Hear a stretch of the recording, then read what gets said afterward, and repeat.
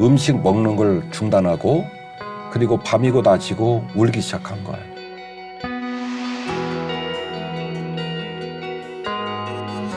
죽으려고 작정한 거죠. 왕이 그렇네요. 가만두겠어요?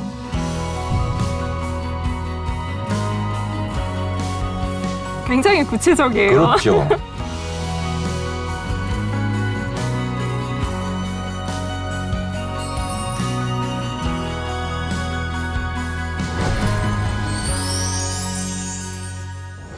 주인 씨 잘 지내셨죠?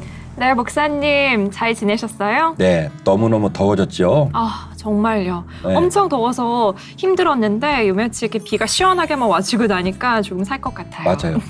우리 시청자들도 더위에 지치셨을 것 같은데 그래도 하나님께서 도와주셔서 이 여름을 잘 나기를 바라겠고 오늘도 더 깊이 이야기로 마음이 시원하게 뻥 뚫리는 은혜가 있었으면 좋겠습니다. 아멘.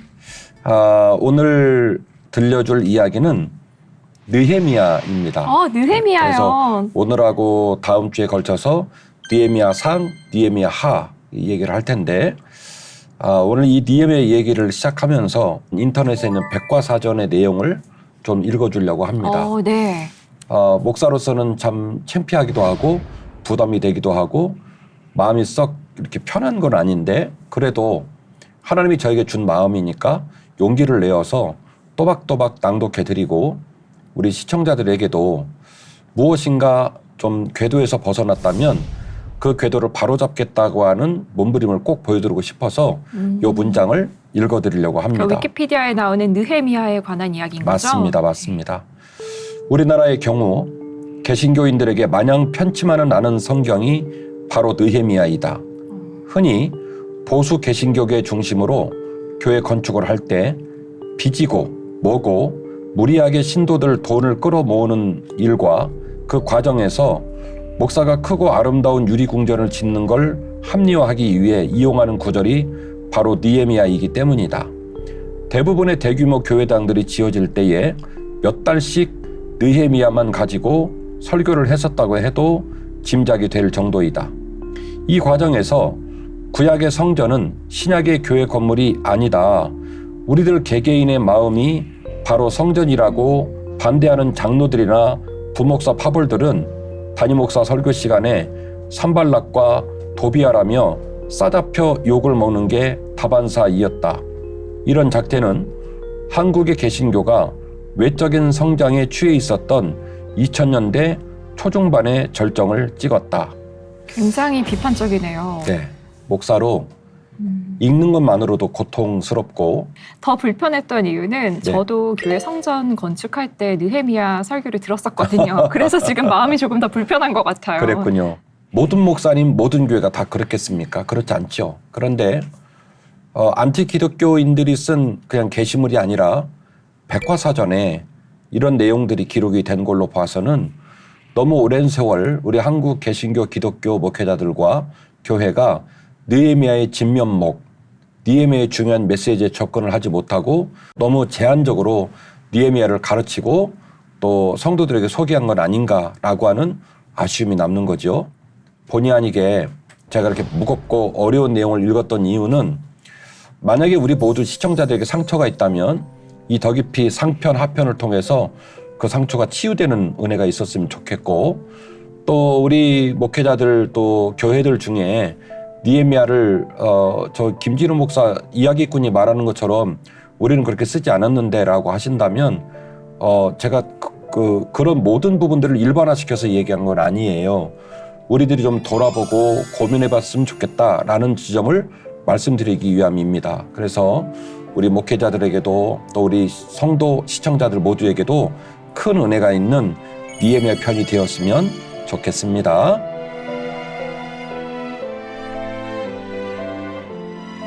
자, 주인 씨, 첫 번째 들려드릴 이야기는 느헤미야의 눈물에 백성을 향한 간절한 꿈이 담겨져 있었다라는 겁니다. 간절한 꿈이요? 어떤 꿈이었죠? 느헤미야는 유대의 후손이긴 하지만 네. 유대에서 태어난 인물이 아니에요. 페르시아의 아닥사스다 왕이 있는 그 지역에서 태어난 사람입니다. 네. 우리로 말하면 제1교포, 재미교포 뭐 이렇게 말을 할 수 있겠지요. 그리고 그 지역에서 열심히 살아가지고 술 맡은 관원장이 될 정도로 성공한 사람이에요. 느헤미야는 본디 히브리 사본을 보면 에스라서하고 느헤미야가 하나로 붙어 있습니다. 아, 그래요? 지금 우리가 들고 다니는 정경은 에스라 떨어져 있고 따로 있죠. 느헤미야가 네. 떨어져 있지만 히브리 사본은 뒤에 기가 붙어 있다는 얘기예요. 오. 그 말은 에스라를 이해할 때 느헤미야를 띄고 읽으면 안 된다는 소리고 느헤미야를 이야기할 때 에스라를 떼고 읽으면 안 된다는 소리예요. 에스라와 그렇군요. 느헤미야가 런닝메이터로 유기적으로 연결되어 있다는 것을 머릿속에 염두에 두고 글을 읽어야 될 필요가 있습니다. 벌써부터 새로워요. 네, 또 하나는 이스라엘이 포로 귀환을 하잖아요. 네. 일반적으로 포로 귀환을 몇 번 했다고 얘기하죠? 3번? 그렇죠. 네. 3번 포로 귀환한 겁니다. 첫 번째 포로 귀환은 스룹바벨을 그쵸, 통해 네. 포로 귀환하고 두 번째 포로 귀환은 에스라. 세 번째 포로 귀환이 이제 느헤미야로 느헤미야. 되어 있는 네. 거거든요. 이게 일반적인 흐름들이었어요. 우리 프로그램이 구약편은 서울신학대학교 구약학 교수이신 소영근 박사님이 감수를 해주시고 네. 신약편은 윤철원 박사님이 감수를 해주시거든요. 네. 소영근 박사님의 전공 분야가 에스라와 느헤미야예요. 아, 그렇군요. 네, 그래서- 오늘 정말 깊이 있게 알 수 있겠어요. 그렇죠. 그래서 소영근 박사님이 제가 이제 느헤미야 편을 준비하면서 저에게 조언을 해주시기를 네. 목사님 꼭 좀 네. 소개해 주셨으면 좋겠습니다라고 하는 얘기가 뭐냐면 소영근 박사님은 포로 귀환을 4차로 본다는 거예요. 왜죠? 소 박사님은 네. 세스바살, 스룹바벨, 에스라, 느헤미야. 오. 그럼 뒤에 4차하고 3차는 우리가 알고 있는 순서니까 그쵸? 느헤미야, 에스라. 요 앞에 이상한 인물이 등장을 합니다. 누구죠? 그분이 바로 세스바살이에요. 세스바살, 스룹바벨. 요걸 이른바 난제라고 얘기를 하는데요. 네. 아주 오랫동안 쟁론하고 있는 주제 중에 하나예요. 첫 번째는 세스바살하고 스룹바벨하고 동일한 인물이다. 이게 이제 1번. 네. 아니다. 세스바살하고 스룹바벨은 다른 인물이다.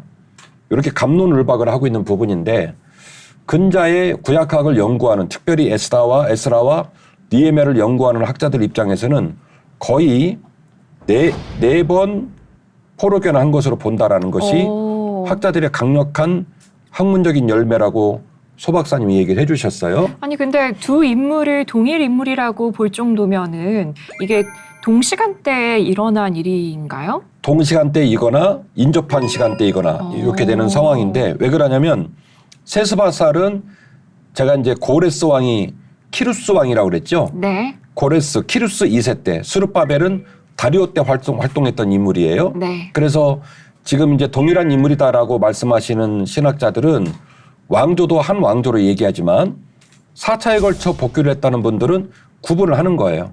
그래서 세스바살은 키루스 2세 그리고 스룹바벨은 다리오 시대에 활동했다라고 보는 겁니다. 그래서 4차에 걸쳐 포로 귀환이 됐다라는 분들은 세스바살 따로 왜 따로 얘기하냐면 네. 세스바살도 성경이 뭐라고 써 있냐면 총독이었다라고 얘기를 하고요. 스룹바벨도 총독이었다고 얘기를 하는 거예요. 그러면 우리 주인씨께서 아닥사스다 왕이거나 다리오 왕이시면 한 지역의 총독을 겹쳐서 파송하겠어요? 아니죠. 그러진 않죠. 네. 그러니까 이 두 사람이 각각 총독이고 다른 인물이라면 네. 순차적으로 왔을 것이다. 그쵸. 그래서 4차를 얘기하는 거예요. 아, 그렇구나. 세스바살이 1차, 네. 스룹바벨이 2차. 2차. 그러면 자연스럽게 이제 에스라는 에스라는 3차로 3차가 밀리겠죠. 되죠. 네. 3차, 느헤미야가 4차. 4차 이렇게 네. 얘기가 되고 있는 중인데요. 어쨌든 자 이런 구조적인 역사적 배경 속에서 느헤미야가 고향으로 돌아갈 생각을 하게 되는데요. 제가 느헤미야에게 간절한 눈물이 있다고 그랬죠. 네. 한번 읽어봐 주세요. 하가랴의 아들 느헤미야의 말이라. 아닥사스다 왕 제20년 기슬르월에 내가 수상궁에 있는데 내 형제들 가운데 하나인 하나니가 두어 사람과 함께 유다에서 내게 이르렀기로 내가 그 사로잡힘을 면하고 남아있는 유다와 예루살렘 사람들의 형편을 물은즉 그들이 내게 이르되 사로잡힘을 면하고 남아있는 자들이 그 지방 거기에서 큰 환난을 당하고 능욕을 받으며 예루살렘 성은 허물어지고 성문들은 불탔다 하는지라. 내가 이 말을 듣고 앉아서 울고 수일 동안 슬퍼하며 하늘의 하나님 앞에 금식하며 기도하여 이르되 하늘의 하나님 여호와 크고 두려우신 하나님이여 주를 사랑하고 주의 계명을 지키는 자에게 언약을 지키시며 긍휼을 베푸시는 주여 간구하나이다. 아멘. 아멘. 눈물이 나오죠? 네. 어느 정도냐면 음식 먹는 걸 중단하고 그리고 밤이고 낮이고 울기 시작한 거예요. 와. 마음의 괴로움을 갖고. 자기의 형제 하나니를 비롯한 두어 사람이 유다에 일어난 이야기를 전해주는데 그 유다의 백성들이 성벽이 허물어지고 그들이 너무너무 핍박을 받고 어려운 가운데 놓여 있다.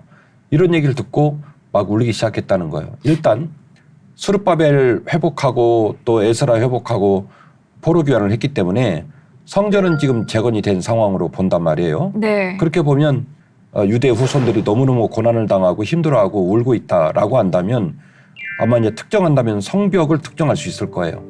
이게 어떻게 됐을까를 생각을 할 때 이게 무슨 얘기일까 생각을 할 때 두 가지를 추론할 수 있는데 하나는 네. 우리가 잘 알고 있는 명백한 사건은 느부갓네살 왕에 의해서 BC 587년에 남유다가 완전히 멸망을 할 때 네. 예루살렘 기명들 다 뺏기고 예루살렘 성전 불타고 예루살렘 성벽 다 회파되고 고관 대작의 집에 다 불지르고 난리를 친 사건이 있겠죠. 근데 생각해 보면 느헤미야가 전달받은 얘기가 그 얘기일까라고 생각을 하기에는 시간적으로 너무너무 많이 떨어져 있는 거예요. 네. 그래서 아주 우리 시청자들과 함께 나눠야 될 중요한 사건을 발견하게 된 건데 에스라 4장 13절 이하의 사건입니다. 에스라요? 예. 이제 왕은 아시옵소서. 만일 이 성읍을 건축하고 그 성곽을 완공하면 저 무리가 다시는 조공과 관세와 통행세를 바치지 아니하리니 결국 왕들에게 손해가 되리이다. 이제 감히 왕에게 아뢰오니 이 성읍이 중건되어 성곽이 준공되면 이로 말미암아 왕의 강 건너편 영지가 없어지리이다 하였더라. 왕이 방백 르훔과 서기관 심세와 사마리아에 거주하는 그들 동관들과 강 건너편 다른 땅 백성에게 조서를 내리니 일러스되 너희는 평안할지어다. 이제 너희는 명령을 전하여 그 사람들에게 공사를 그치게 하여 그 성을 건축하지 못하게 하고 내가 다시 조서 내리기를 기다리라. 너희는 삼가서 이 일에 게으르지 말라. 어찌하여 화를 더하여 왕들에게 손해가 되게 하려 하였더라. 아닥사스다 왕의 조서 초본이 르훔과 서기관 심세와 그의 동료 앞에서 낭독되매 그들이 예루살렘으로 급히 가서 유다 사람들을 보고 권력으로 억제하여 그 공사를 그치게 하니 이에 예루살렘에서 하나님의 성전 공사가 바사왕 다리오 제2년까지 중단되니라. 아멘. 아멘. 자, 느헤미야가 들었던 슬픈 소식이 무엇냐라고 얘기를 했을 때 BC 587년에 남유다가 멸망한 얘기로 가자면 너무 먼 이야기고 그렇죠. 지금 그 형제들이 다녀와서 들었던 얘기는 더 이상 연결이 안 되는 그런 네. 얘기가 될 수 있는데 에스라 4장을 보니까 충분히 이해할 만한 이야기가 등장되고 있는 겁니다. 네. 우리가 알고 있는 것처럼 에스라는 성전을 건축한 사람도 아니고 성벽을 건축한 사람이 아니라 마음에 있는 성전을 건축했다라고 말하는 그래서 별명이 학사 에스라란 말이죠. 네. 그런데 에스라 4장 13절 이하 말씀을 읽어보니까 에스라가 움직이는 그 시절에도 성읍을 건축하고 성곽을 건축하는 일들에 대하여 이 유대 후손들이 너무너무 그 일에 관심을 갖고 그렇네요. 그 일에 손을 네. 댔다는 얘기예요. 그리고 이른바 그 지역을 레반트 지역이라고 얘기를 하는데요. 왼쪽 지중해의 맨 끝쪽에 이제 이스라엘이 있죠. 그리고 저쪽에 수상궁에 있는 페르시아, 네. 아수르, 바벨론, 페르시아. 요 페르시아가 지금 이 지역을 다 통치하고 있는데 유브라데스강 티그리스강에서 이쪽 예루살렘 쪽에 있는 이 가운데 지역을 레반트 지역이라고 얘기를 합니다. 네. 이 지역에 총독들이 많이 있죠. 그리고 이들이 이제 아닥사스다 왕에게 조공을 바치고 그리고 이제 제국의 통치를 받고 있는 그런 네. 상황인데 결국 예루살렘 성벽이 중건이 되어지고 성읍이 안전해지면 이런 정치적 지역마개가 흐트러지는 거예요. 권력의 구조가 바뀌고 네. 이렇게 되는 거예요. 그래서 이들이 계속해서 아닥사스다 왕에게 모함 상소문을 보내서 그러니까요. 얘네들 이렇게 놔두면 큰일 납니다. 성벽 다 짓고 나면 왕을 대적할 겁니다. 혼내줘야 됩니다. 라고 하는 상소문을 보냈고 그게 받아들여져 가지고 에스라 4장에 보니 그들이 그 공문을 가지고 와서 다시 지어 올렸던 성벽을 다 허무는 기가 막힌 일들이 벌어지게 되었다는 얘기죠. 이 얘기를 전해 들은 것으로 판단이 됩니다. 네. 어쨌든 이 얘기를 전해 듣고 방금 우리 주인 씨가 읽어줬던 것처럼 음식을 멈췄습니다. 네, 금식을 했죠. 잠을 안 자고 울고 난리가 났습니다. 아까 목사님께서 느헤미야는 페르시아에서 태어난 유대인이라고 하셨잖아요. 네. 그리고 제1교포에도 이제 비유를 하셨는데 네. 비교를 하셨는데 그런 상황에서 생각을 해보니까 사실 이렇게까지 애착이 있을 수 있나? 라는 생각도 들었거든요. 제가 그 느헤미야를 읽을 때마다 소름이 끼치고 너무 은혜를 받고 그러는 건 뭐냐면 그가 왜 이런 행동을 했을까? 느헤미야서 1장 5절 말씀은 그가 왜 이럴 수밖에 없었는지 그의 마음밭에 있는 마음이 어떤 모습인지를 얘기하는데 뭐라고 말하냐면 하늘의 하나님 여호와 크고 두려우신 하나님이여 주를 사랑하고 주의 계명을 지키는 자에게 언약을 지키시고 긍휼을 베푸시는 주여 간구하나이다. 그러니까 이 느헤미야가 이방 나라에 태어나서 이방 나라의 문화 속에 살고 있음에도 불구하고 여전히 고향 땅에 있었던 선배들의 믿음의 유산을 잘 이어받아. 그러니까요. 어떻게 그 믿음을 계승했을까요? 그래서 부모님이 궁금하네요. 그렇죠. 그의 마음 안에 오매불망 고향 땅에 있는 성읍들이 회복되고 예루살렘 성전이 회복되고 하나님 백성들이 하나님을 섬기는 일들이 온전히 회복되기를 원했던 마음이 항상 있었다는 거죠. 와. 그는 비록 수상궁에 있지만 네. 항상 그 마음이 있는데 하나님을 비롯한 형제들이 와가지고 그렇게 마음에 그리운 꿈을 가진 백성들이 너무너무 힘들어한다는 얘기를 들으니까 음식을 그치게 되어지고 밤새도록 기도하는 일들이 벌어지게 되었다라는 것이죠. 느헤미야는 누가 시키지도 않고 누가 그러라고 분위기를 만들어준 것도 아닌 것을 스스로 결정한 거예요. 제가 느헤미야가 대단하다는 거예요. 교회가 성전 건축을 할 때 네. 그저 함부로 이분의 이름을 도용해서는 안 된다라고 보는 이유가 느헤미야의 마음에 있었던 그 거룩한 꿈이 무엇인지 반드시 우리가 더 깊이잖아요. 네. 더 깊이 들여다볼 필요가 있다라고 하는 것이죠.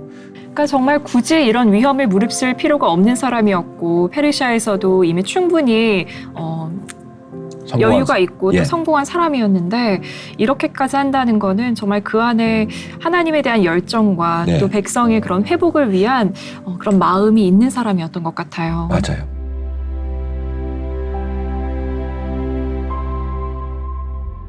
방금까지 이야기한 게 느헤미야 1장의 얘기고요. 이제 드디어 느헤미야 2장 얘기를 이어가 보려고 합니다.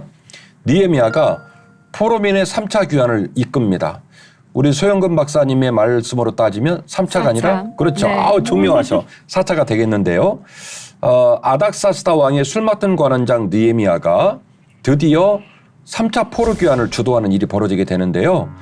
아닥사스다 왕 제20년 니산월에 왕 앞에 포도주가 있기로 내가 그 포도주를 왕에게 드렸는데 이전에는 내가 왕 앞에서 수심이 없었더니 왕이 내게 이르시되 내가 병이 없거늘 어찌하여 얼굴에 수심이 있느냐 이는 필연 내 마음에 근심이 있음이로다 하더라. 그때 내가 크게 두려워하여 왕께 대답하되 왕은 만세수를 하옵소서. 내 조상들의 묘실이 있는 성읍이 이제까지 황폐하고 성문이 불탔사오니 내가 어찌 얼굴에 수심이 없사오리이까 하니 왕이 내게 이르시되 그러면 네가 무엇을 원하느냐 하시기로 내가 곧 하늘의 하나님께 묵도하고 왕에게 아뢰되 왕이 만일 좋게 여기시고 종이 왕의 목전에서 은혜를 얻었사오면 나를 유다 땅 나의 조상들의 묘실이 있는 성읍에 보내어 그 성을 건축하게 하옵소서 하였는데 아멘. 아멘. 정말 지혜로운 것 같아요. 왕이 물어봤을 때 바로 대답하지 않고 하나님께 묵도하고. 네. 일단 이거부터 점검합시다. 현재 느헤미야의 직업입니다. 이 직업이 뭐냐면 술 맡은 관원장이에요. 네. 고대 사회는요. 왕들이 음독 암살을 많이 당했어요. 네. 왕은요. 많은 대신들이 있어도 그 대신들 중에 모든 사람이 자기를 배신해도 절대로 이 사람은 배신하지 않는다. 하늘하고 땅하고 딱 붙어가지고 이 세상이 없어져도 이 사람은 배신을 하지 않는다라는 사람에게 관직을 뭘 주냐면 술 맡은 관원장을 주는 거예요. 그러니까 단순히 술 시중 드는 사람이 아니라 왕이 맞아요. 내 몸을 맡길 수 있는 사람이었네요. 술 맡은 관원장이라는 말은 왕이 섭취하는 모든 종류의 음료를 전부 관장하고 왕을 강건할 수 있도록 통치할 수 있도록 백업해주고 지켜주는 역할을 누가 하냐면 술 맡은 관원장이 하는 겁니다. 네. 그러니까 사실은 느헤미야가 지금 굉장히 높은 관직에 있는 상황인데 그날도 이제 직무를 보는데 왕이 가만히 보니까 느헤미야 안색이 영 아닌 거예요. 그래서 이 왕이 느헤미야에게 묻습니다.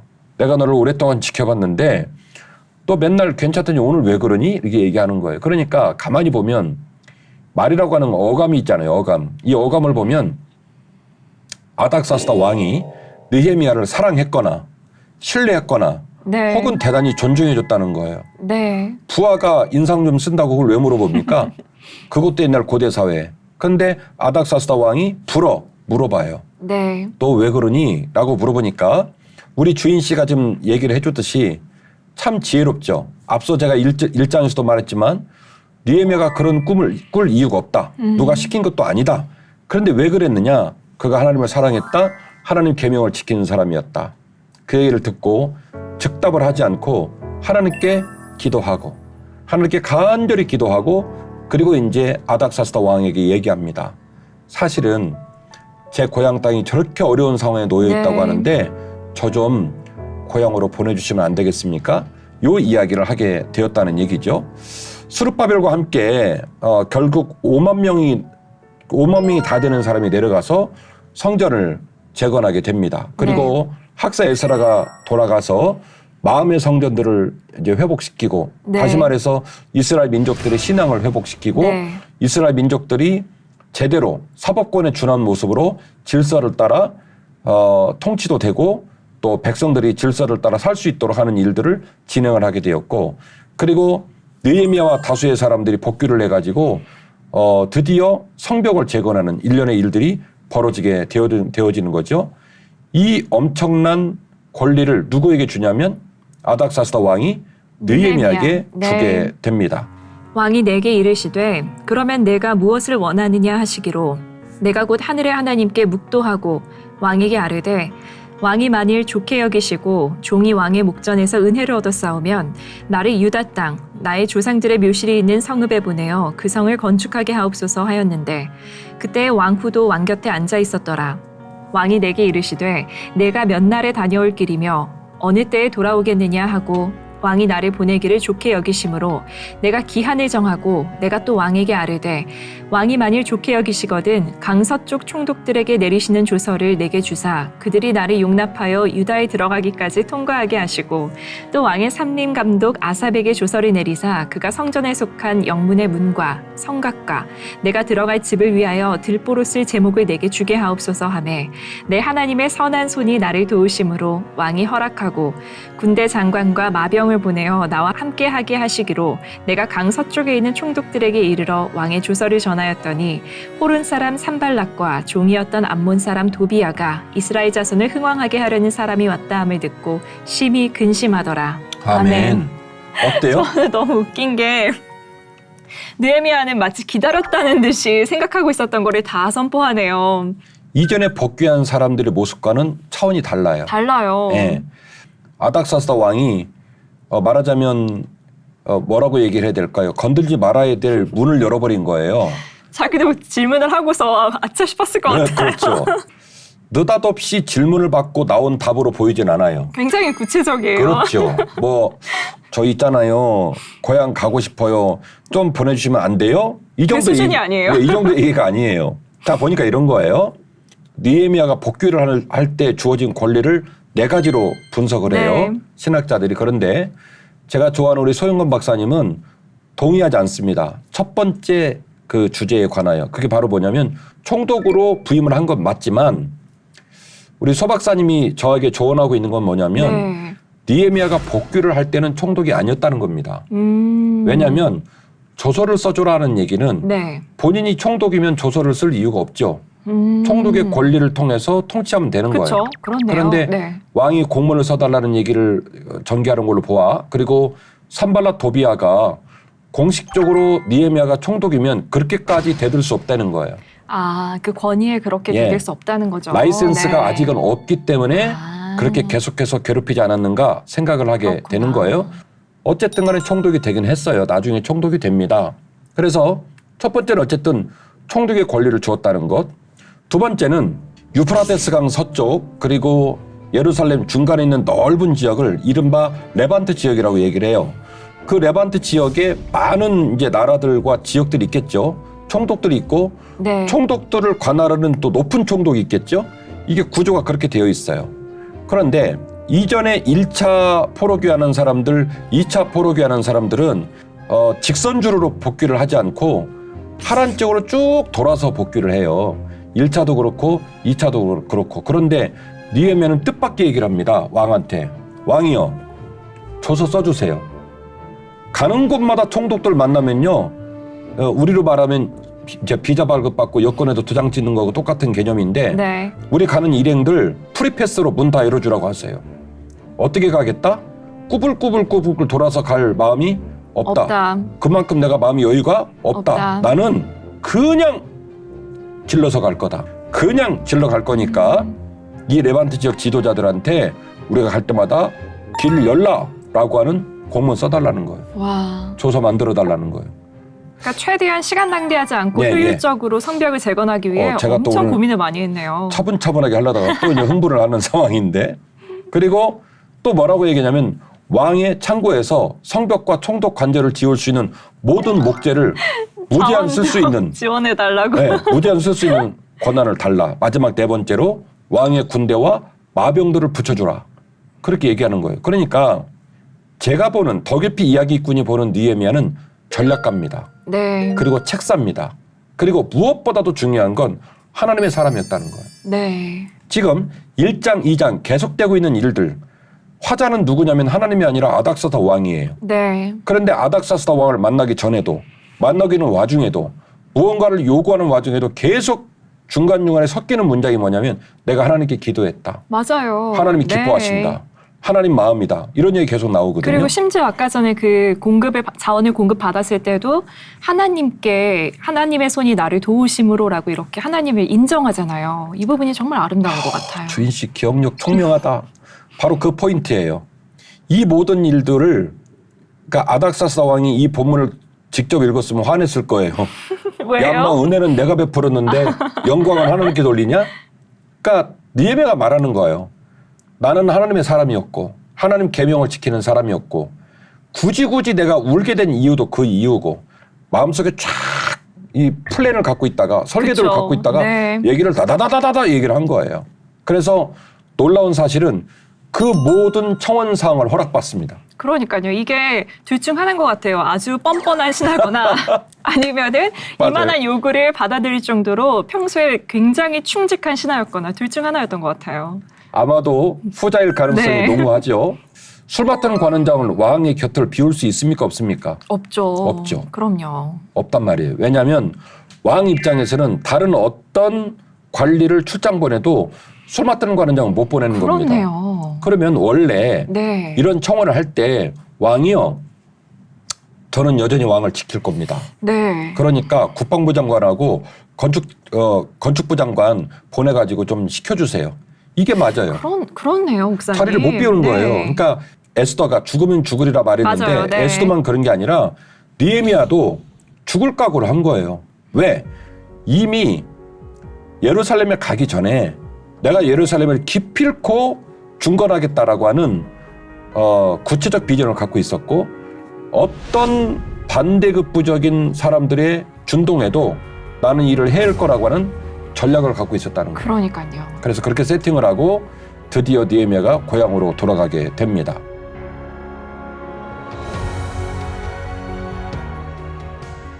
요 느헤미야의 성벽 중건 작업을 말할 때 꼭 이야기를 해야 될 두 인물이 나옵니다. 산발랏, 도비야. 도비야, 네. 호론 출신 사람 이 산발랏은 사마리아 지역의 총독이었어요. 그리고 그의 충복, 그의 충신이었던 도비야.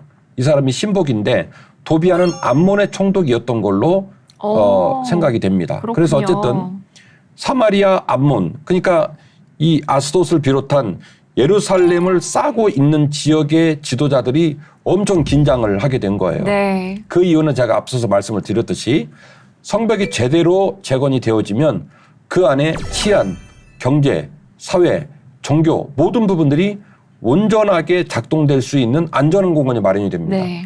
그러면 그게 정치적 세력이 만들어지겠죠. 그렇죠. 그러니까 이 지역을 마음껏 통치하던 주변 사람들은 절대로 이 지역이 회복되는 걸 원치 않는 거예요. 네, 위협적으로 느꼈을 것 같아요. 맞습니다. 그래서 산발랏도 도비아도 목숨을 걸고 이걸 방해하게 되어지는 것이죠. 자, 그다음에 이게 모형도예요. 이게 보시면 예루살렘 성벽이 있고 네. 그 바깥에 많은 마을들이 있죠. 네. 근데 이 부분은 매우 이렇게 좀 축소가 된 상황이고 오른쪽에는 문들 명단이 쭉 나옵니다. 아, 그 그렇네요. 문들 명단에 보면 맨 아래쪽 6시 방향에 분문이라는 문도 있어요. 분문. 네.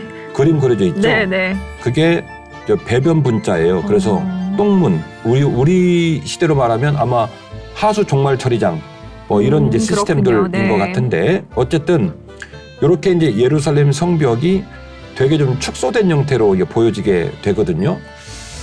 요거를 좀 점검을 해볼 필요가 있어요. 그러니까 지금 방금 본 이 그림이 느헤미야가 건축한 그 성벽을 보여주는 네. 그림인 거죠? 느헤미야 때의 성벽 모양이에요. 그런데 원래 이런 모양이 아니라는 아니었다. 거죠. 네. 시대별로 바뀝니다. 사이즈가 바뀌는데 예를 들면 히스기야 시대 때의 예루살렘 성은 평소로 따지면 약 15만 3,021편 정도 됩니다. 50만 5,857 제곱미터니까 인구는 약 2만 5천 명 정도 됩니다. 네. 그런데 느헤미야 시대 때 느헤미야가 복귀를 해가지고 성벽을 재건한 성벽은 36,725평밖에 안 돼요. 차이가 많이 나네요. 많이 목사님. 나죠. 그러니까 그 말은 느부갓네살 느부사르단이 정말 어마어마한 일을 한 거예요. 히스기야 시절, 그러니까 네. 남유다가 멸망하기 직전만 해도 약 15만 3천 평 정도 되는 예루살렘 성을 절단을 해가지고 네. 이게 외세의 침략들 가운데서 점점점 축소되고 줄어들었죠. 줄어들고 네. 이런 모양이 된 거죠. 그래서 느헤미야가 복귀를 했을 때는 히스기야 왕 시절로 대입을 한다고 치면 인구는 5분의 1, 땅은 4분의 1로 줄어든 거예요. 어머나. 왜냐하면 느헤미야가 복귀를 했을 때 예루살렘 성에 살고 있는 사람을 약 4,500명 정도로 보았으니까 그랬군요. 2만 5천 명이 4,500명으로 줄은 거예요. 네. 그리고 지역도 축소가 되는 그런 모습이 된 거죠. 자, 한번 볼까요? 예루살렘 성의 변천사라고 돼 있죠? 네. 까만 부분이 저 위에 지금 크게 만들어진 부분, 그 부분에 연차를 따라 시대를 따라 이제 변화되는 사이즈를 말하고 있는 중인데 네. 저기 보시면 아주 가장 작게 줄어들고 나서 점점점 커지고 나중에는 이제 사이즈가 같이 맞아지는 모습을 네. 보게 되는데 이처럼 예루살렘 성의 사이즈가 변합니다. 네. 포로 귀환을 한다라고 했지만 이미 페르시아 땅에 주거지를 만들고 네. 자녀를 낳고 직업이 만들어지고 그 모든 삶의 자리를 포기하고 복귀하는 일이 그렇게 녹록치만 않았다는 거예요. 그렇네요. 정착한 사람들이 다시 오기는 쉽지 않았을 것 네. 같아요.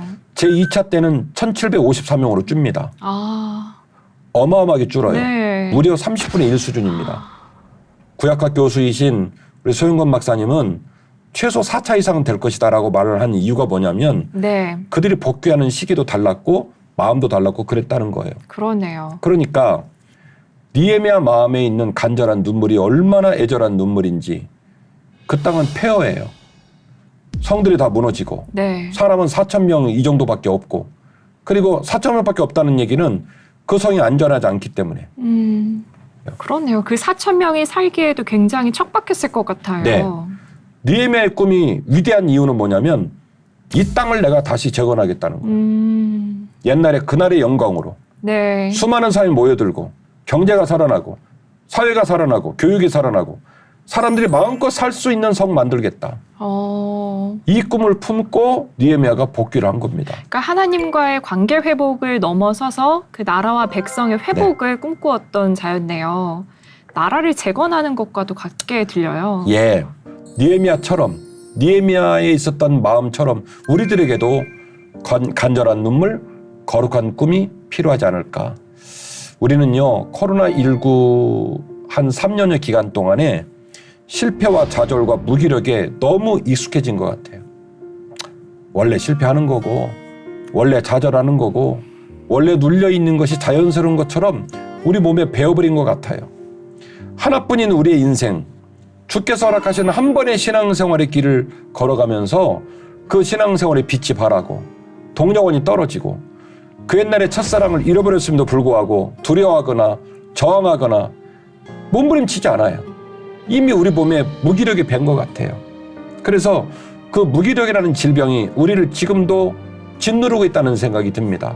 느헤미야의 간절한 마음을 전해드리면서 우리들도 저항했으면 좋겠다. 느헤미야가 했으면 우리도 할 수 있어요. 아멘. 느헤미야가 우리에게 하나님을 사랑하고 도전하는 자에게 어떤 열매가 있는지 보여줬기 때문에 우리도 그 길을 갈 수 있습니다. 아멘. 믿음의 선배님 아니에요. 아멘. 선배님 가신 길 우리도 따라갈 수 있다는 얘기죠. 그런 거룩한 꿈과 눈물이 우리에게 있었으면 좋겠습니다. 아멘.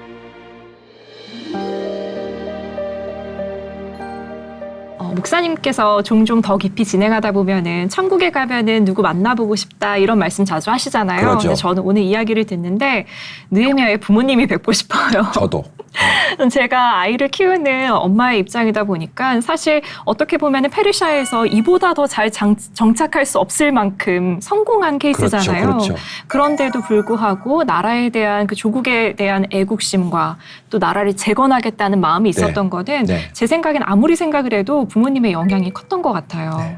구약에도 보면은 여호와를 아는 세대가 없어졌다라고 말할 정도로 이거를 기념하지 않으면 세대는 잊어버리게 되잖아요.